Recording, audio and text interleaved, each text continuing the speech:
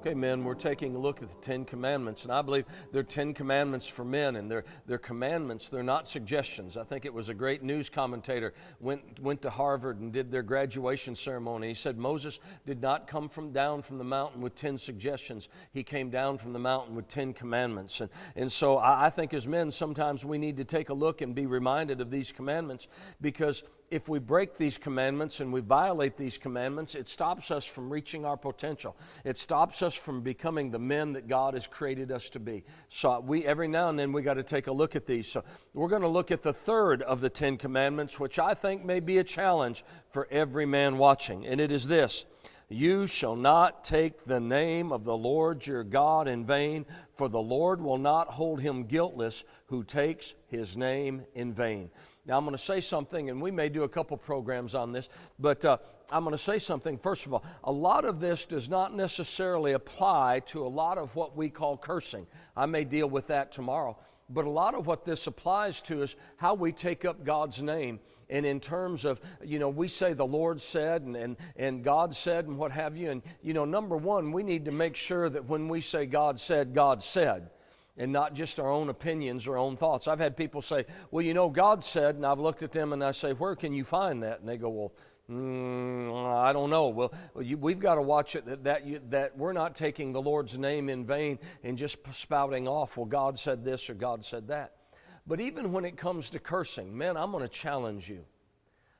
Men, sometimes, I've been around men. I'm going to tell you, I grew up in a Southern culture, and I watched my uncles. They had a certain vocabulary around women that was honorable. They didn't use certain words around women. But my goodness, first time when I grew up, and it was like you knew that you reached a certain age, there was a rite of passage. You got to go hunting with my uncles. And I remember the first time I got to go hunting with my uncles, when we got out in the woods, I found out my uncles had a total different vocabulary in the woods than they had around women.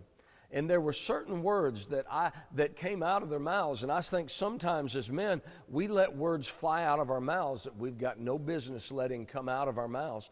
And especially words that have a God on the front end and another word after it that I'm not going to say on this video.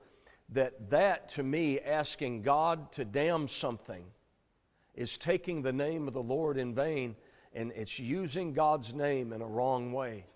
And it's amazing how in our culture today, words are flying out. It is no big deal, it seems like today, for people to curse and say words that they've got no business saying, and that I'll be frankly honest with you, that should not be in the mouth of a man of God. So today, I want you to start checking, what do you let come out of your mouth? And are you taking the name of the Lord in vain? Are you using His name in saying He says stuff that He didn't ever say? And then number two, are you using His name to curse things that you do not have a right to do, and you do not have a right to curse that in God's name, or ask God to damn something in His name? You don't have a right to do that, and you're in violation of the third commandment.